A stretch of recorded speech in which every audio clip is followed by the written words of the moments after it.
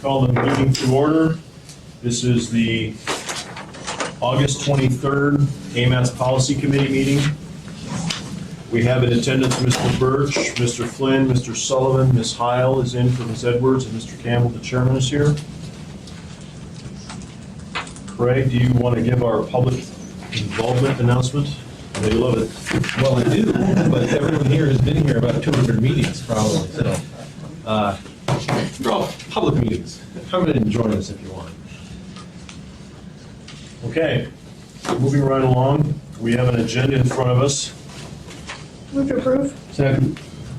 Do we have any corrections, Mr. Lyon, that we need to make to this agenda, to your knowledge? No, sir. Moved and seconded. Any objections to the agenda as presented? Seeing none, move forward. Approval of minutes. Minutes? No minutes. We're out of time. We have no minutes. There you go. On the second, so yeah, working on a lot. Okay. Business items, Title VI Non-Discrimination Implementation Plan, which I assume is the large document down here with the big blue title on it. Yeah, you have three items that are related to that. You have the memo that says 5A. And you have this feature that says Transportation Planning Certification Review. And then you have the color version.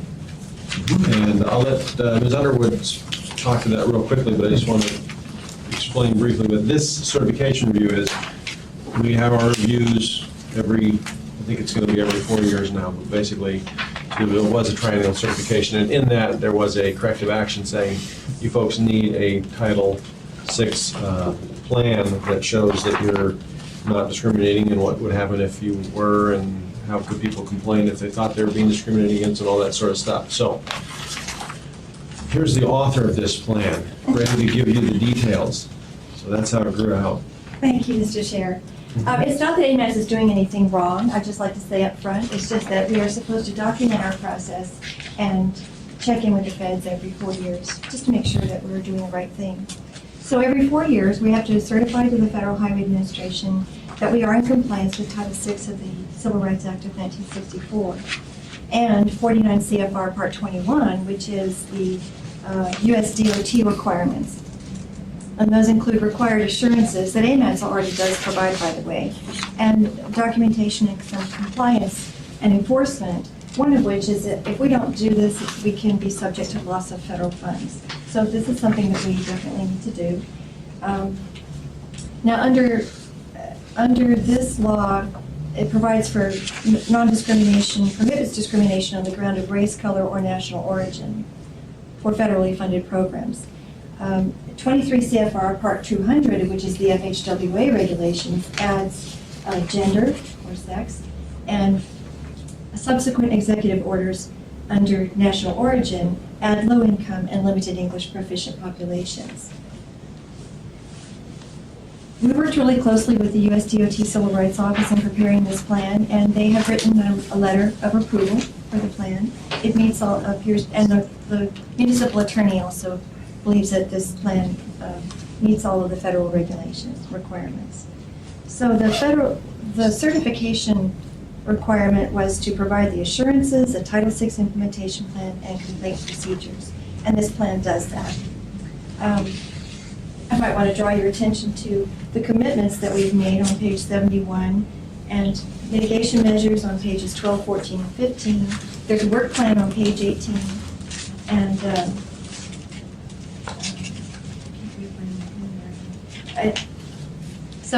we believe that this meets the requirements, basically. And just like to ask if you have any questions about it.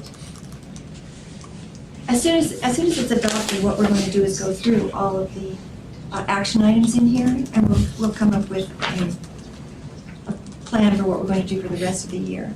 We don't have to do everything all at once. Thank you. Questions, Mr. Birch? How do you measure discrimination on this? Well, one way is if you have complaints, but the premise is that people know how to do a complaint, but we have not made public our complaint process. So just because we don't have any complaints doesn't necessarily mean that everything is copacetic. What would they be complaining about, I guess is the question. anything, any program or service that is under AMATS. I did get a road in my neighborhood. Well, the specifics, the list here, the things that they may feel they're discriminated against might be on the grounds of race, color, sex, or national origin. So if we're doing a planning document and someone feels they're discriminated against in the process of doing that plan on one of those areas, that's what they can complain against. And I Well, I think- guess the scenario would be if we were planning a new east-west corridor and we avoided a neighborhood that was more affluent and more monochromatic and instead routed through a neighborhood that was less affluent and less, more diverse, they might have a complaint that we weren't being fair.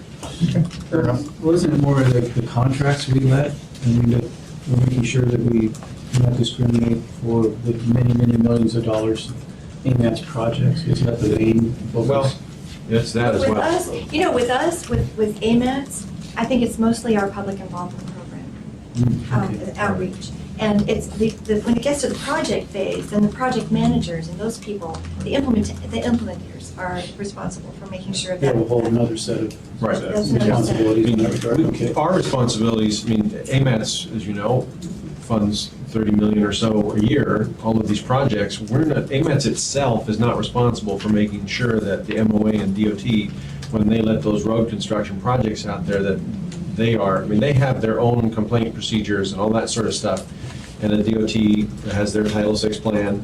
They have that already for all their stuff. The number of contracts that AMATS itself lets is very small. I mean, we did the MCP, we do different things like that, but not too many. But Vivian's right, it has a lot to do with what's kind of public involvement we did while we were doing the MTP, while we're doing the area-wide trails, things of that nature.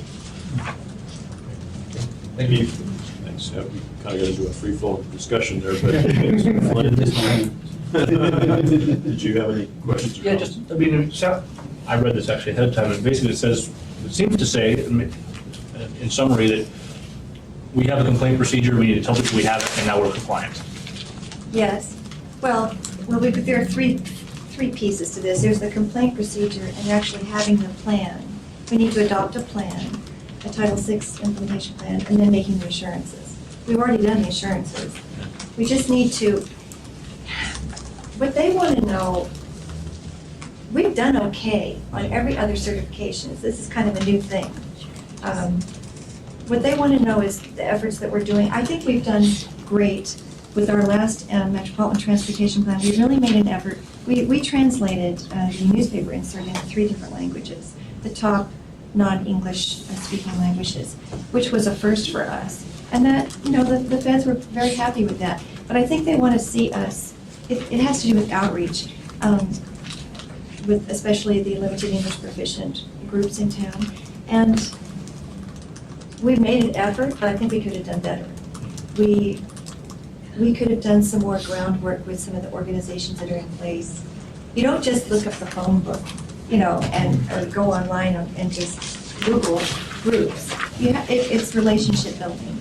And we have built into our work program, especially for next year, I believe, to do a lot of the legwork. I think the feds basically look at it and say, have you had any complaints? And the answer, of course, is no, we haven't had any complaints. So then the question would be, is that because there wasn't anything to complain about, or is it because people they didn't know how to complain, what kind of form there was, or what's the We process? found that to be the case. That's a problem. Complain about something that's specific. So this gives them the documentation that says, well, if I wanted to actually formally file a complaint that says I'm being discriminated against on this particular issue, here's the form. Then folks will be able to know what the exact process is for filing an official complaint. I agree, they know how to complain, but to officially place one in and say, I would like you to look into this and act on it and see if my claim has merit. I just commend the outreach efforts. We talk a lot about how much more diverse acreage is becoming, and integrating newcomers from all over the world into how we do business. Kind of arcane even for some of us who are involved in it. So the more we can do, the better off we are. Thank you. Move to approve the plan. Second? second reading. Questions or comments? No, I've already got to it once already. Yeah, that's right. You have the advantage or disadvantage of having seen this before. I had a couple quick questions for you. You mentioned specifically multi-language outreach where we're translating documents. Is that a requirement to satisfy Title VI, or is that an above-the-line thing that we do because we think it's a good public involvement process? I believe it's in one of the executive orders. We are supposed to provide translations for, the threshold is either 1,000 persons or 5% of the population. We're supposed to provide a translation in that language. So for Anchorage, the top three are Tagalog, Korean, and Spanish. So that's why we selected those three languages. And is that the basis for a Title VI complaint if we don't translate things into another language? It's discrimination in some way based on ethnic origin, or? If we have a request for a translation, we can follow up with, and on an individual basis, we can do that. But it also is resource dependent. We're not going to go out and translate all of our documents. It's key documents. Okay. So there's a judgmental component to this as far as what we think is reasonable outreach. Yes, there is. Okay. Second point I had, you mentioned several, you'd worked with the Civil Rights Office over at DOT. Your municipal attorney also had reviewed this and found it acceptable. The one group I didn't hear was FHWA. Did they review this in any capacity? Have they worked with you in developing this? We have kept them in the loop all along, and So- we've been working with the Civil Rights, Elizabeth Hoffman? Hoffman, yes. Thank you. And so she's received a copy of it. We don't have any feedback yet. I think they're just waiting. I'm pretty sure they're going to be happy with it, if you all are Okay. happy with it. Almost guarantee you we're going to be happy with it. Okay. Any further comments, questions? Does anybody from the public have any questions or comments they'd like to make on this document? Okay, anyone opposed to adopting this document? Approved. Our second business item is the audit report for the third quarter. Mark, are you going to do that for us? Yes. Thank you. Just to remind everyone how to read this document, this is a current list of projects that are in our TIP. The first color column, that light pink color, are the amounts that are in the current TIP. The second column, the yellowish column, what's been obligated to date. Some of those numbers are different than what's in the TIP. You've approved different sets of numbers throughout each quarter.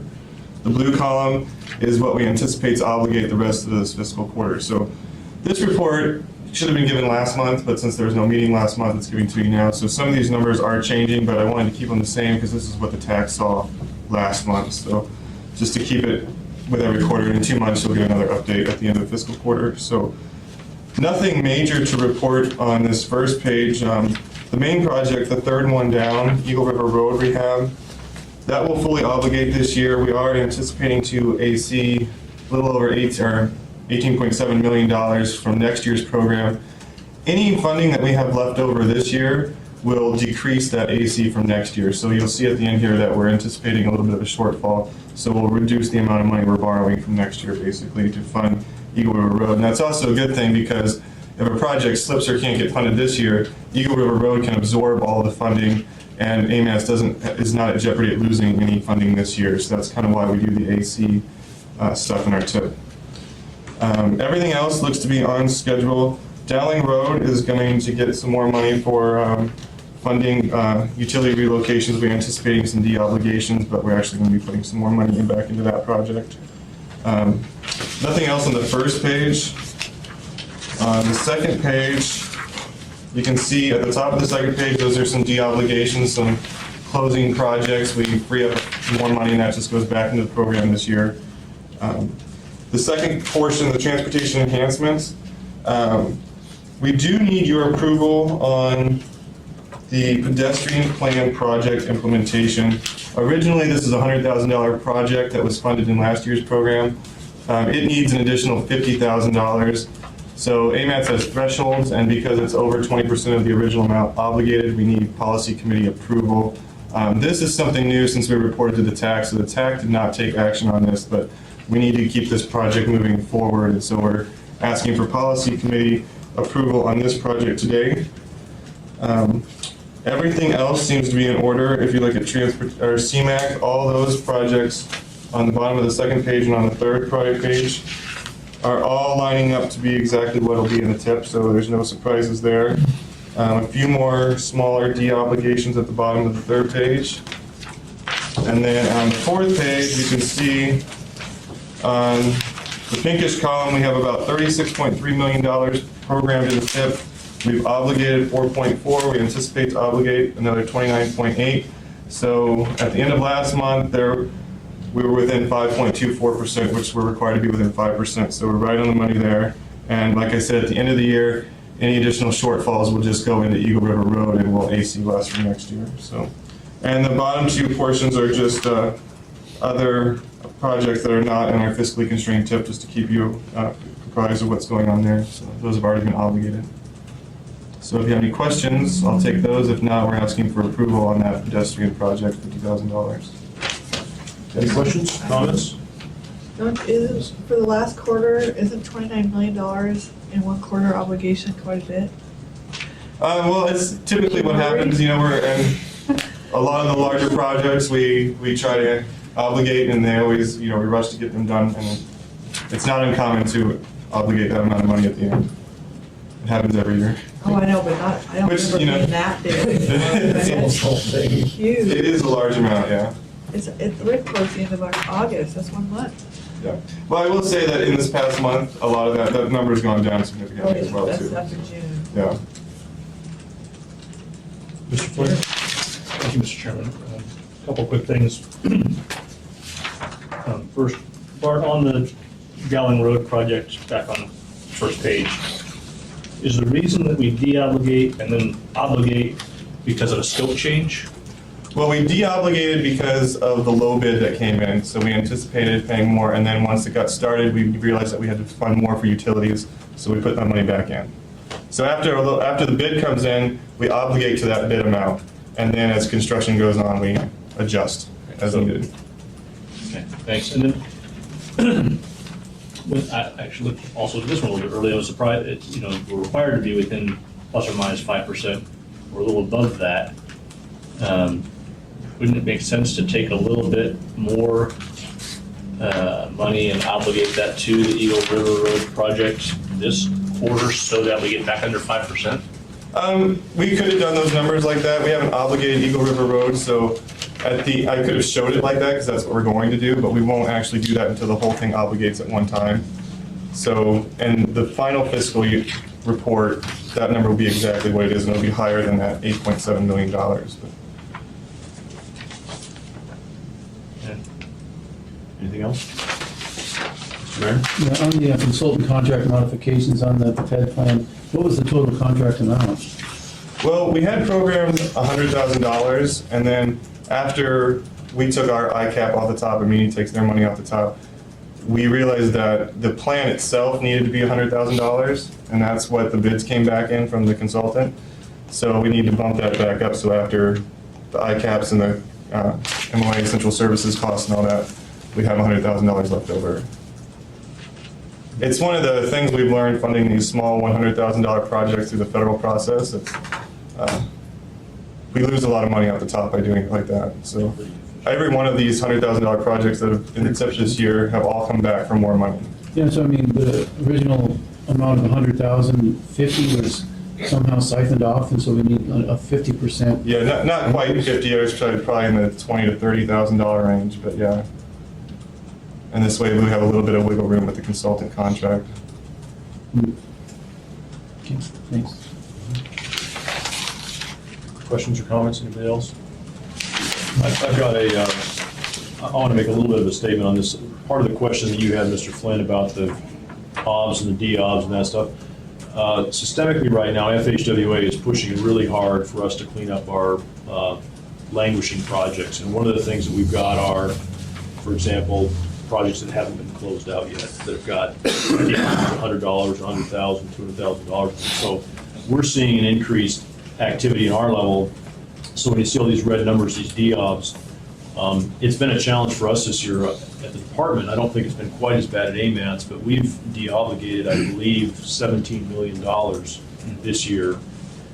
And what that does is, in a way, it's great, you get another $17 million, but on the other hand, if you've got a program that doesn't accommodate $17 million, you're really shuffling cards at the end of the year. And so I just want to say that I think in the future, we're going to see more of this type stuff where the feds are not going to let us carry that projected contract amount forward and say, oh, we think we may have construction overruns in 6 months or a year. They're going to say, no, you got your bid, de-ob the money, put it back in the pot. If you need more in 6 months, come back and get it.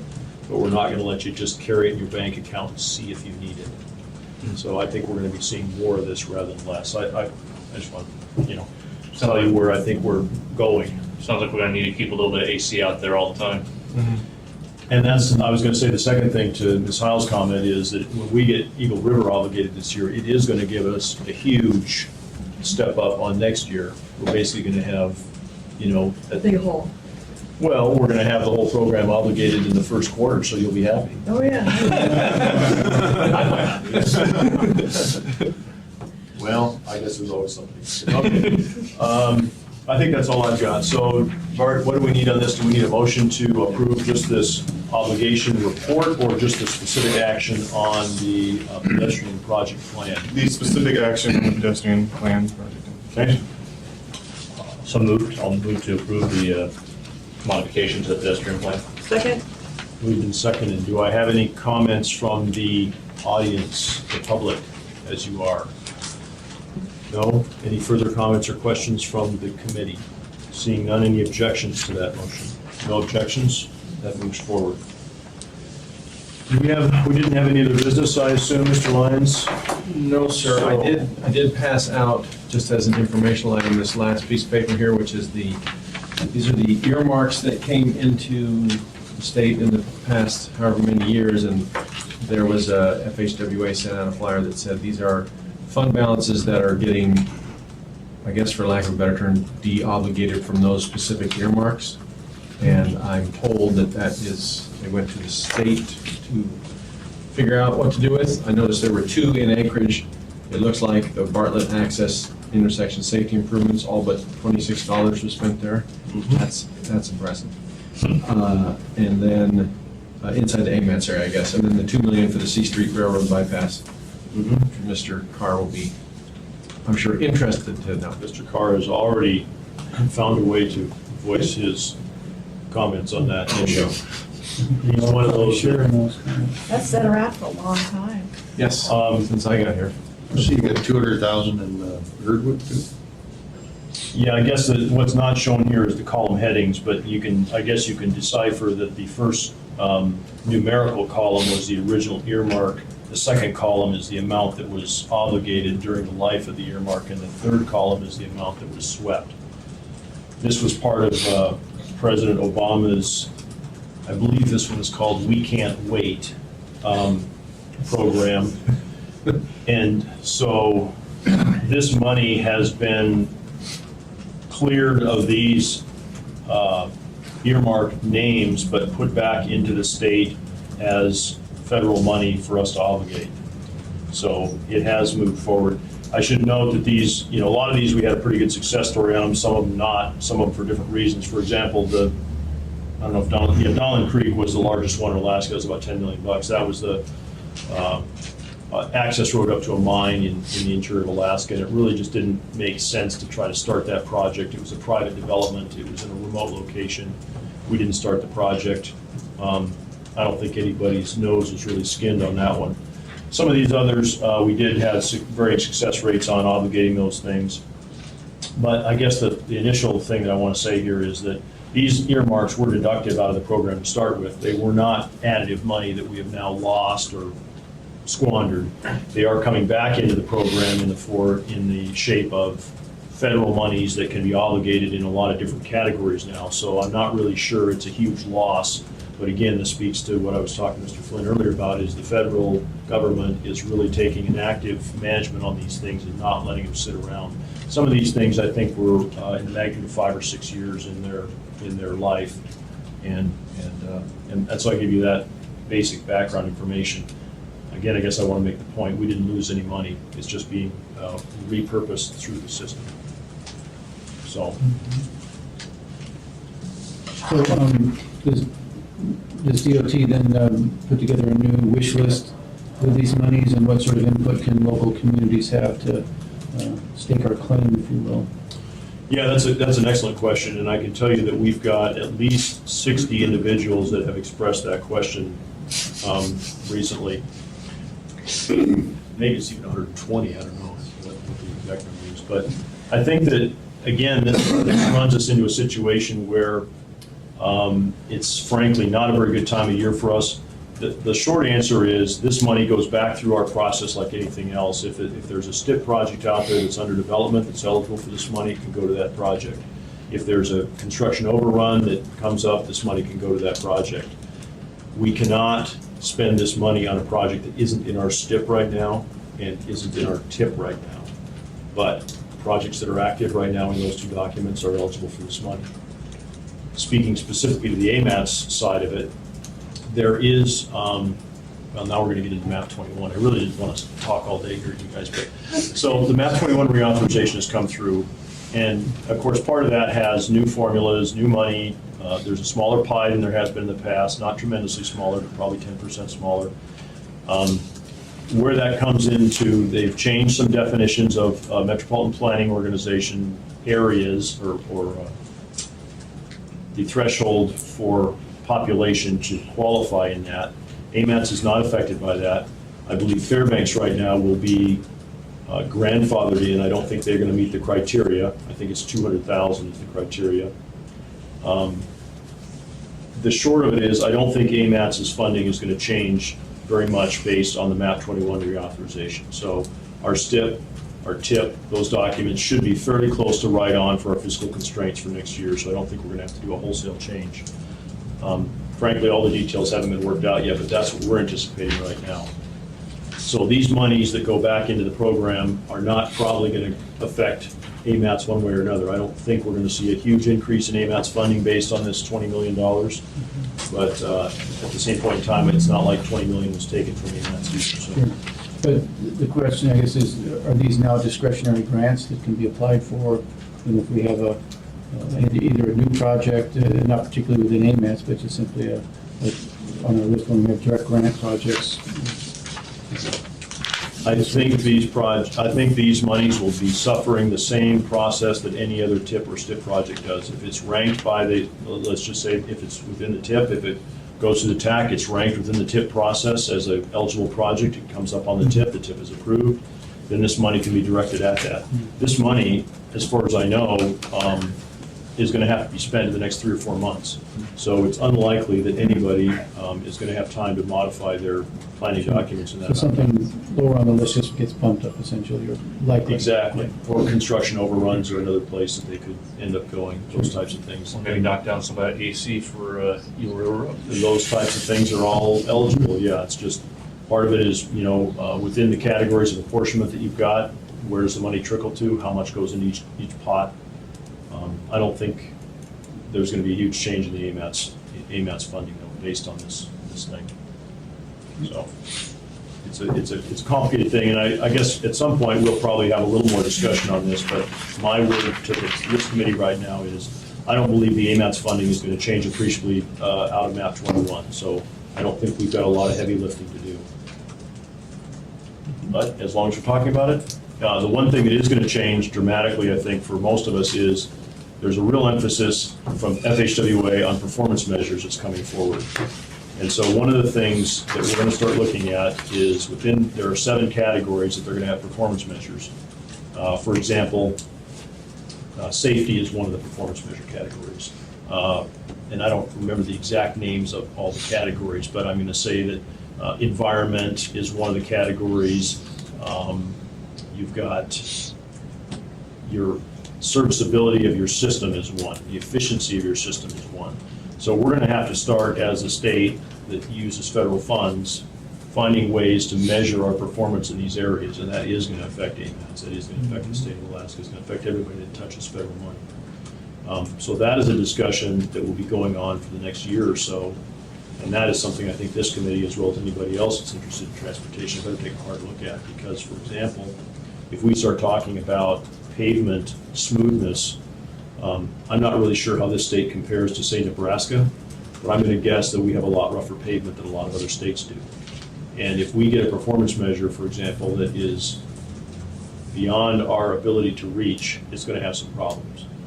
We're going to have to think very carefully about how we want to measure our performance, both as a MPO, as a city, as a state, anybody that receives those funds, and work hard to make sure that the federal government has enough flexibility and enough foresight to recognize that we can't really be held to the same standard as other states with our population density, with our remoteness of our roads, our climatic conditions, all those things work against us to perform in some areas.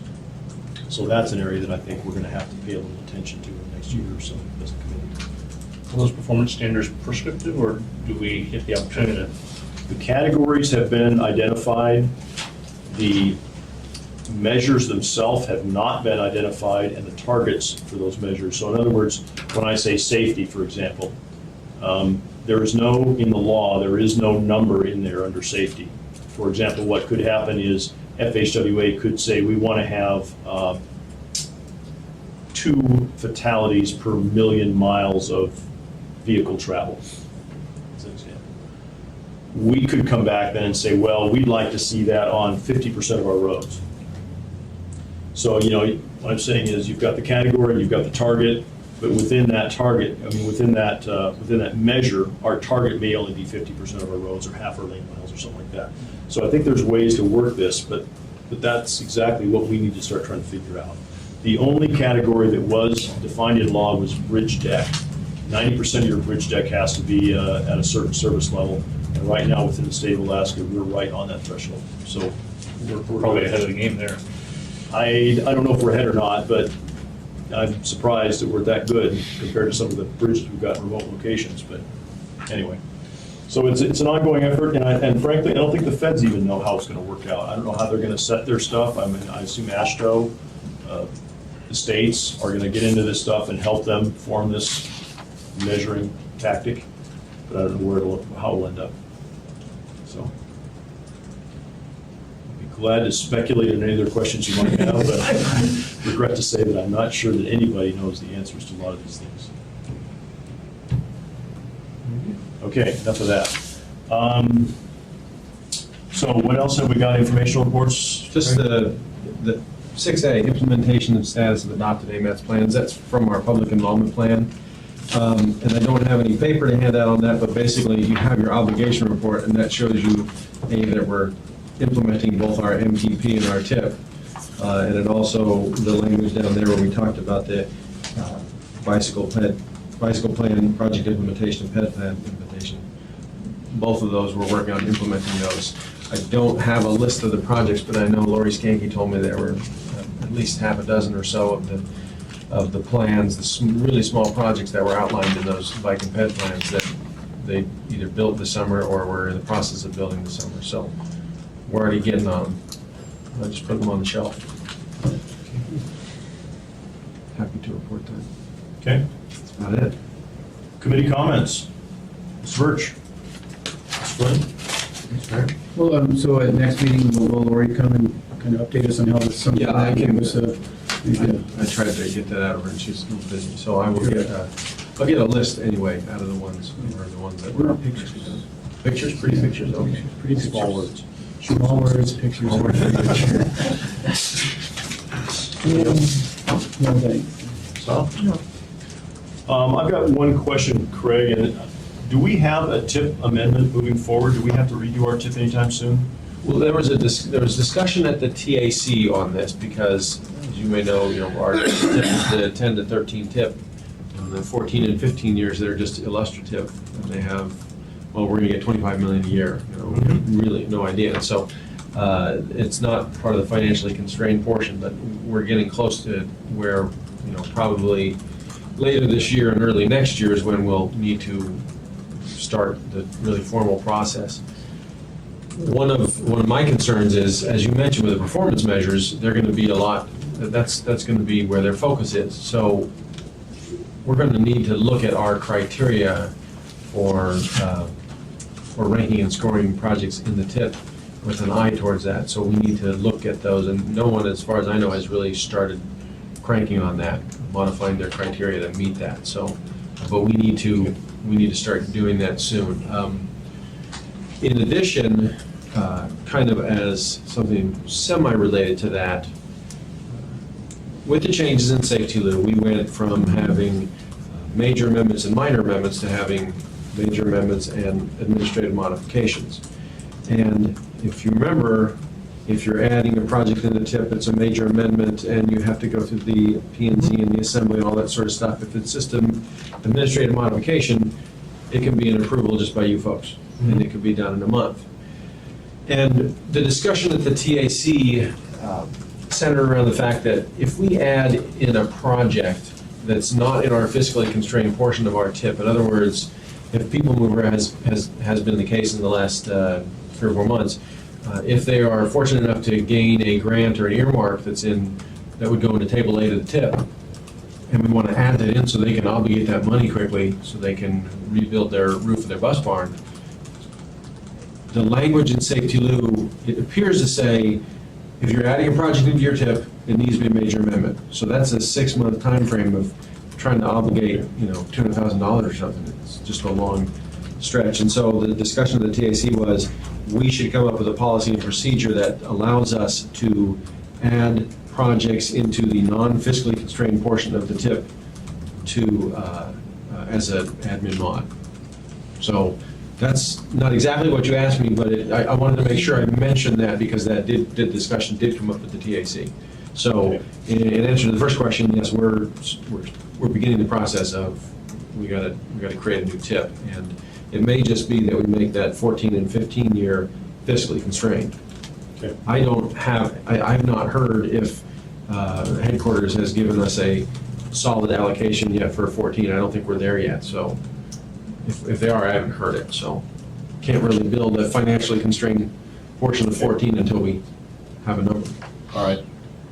Well, I think that it's something, obviously Center Advisement will look at the TAC to take the lead on that, but it's something that needs to start happening one way or another. Oh, yeah, Because we've asked we're all already- sorts of timelines. Okay, good.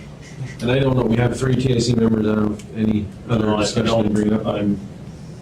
Had enough. I'm over my time limit already on the question. I apologize for opening that door. Is there any other comments for the good of the business here? Anybody? Okay. Unless there's an objection, I'm going to adjourn this meeting.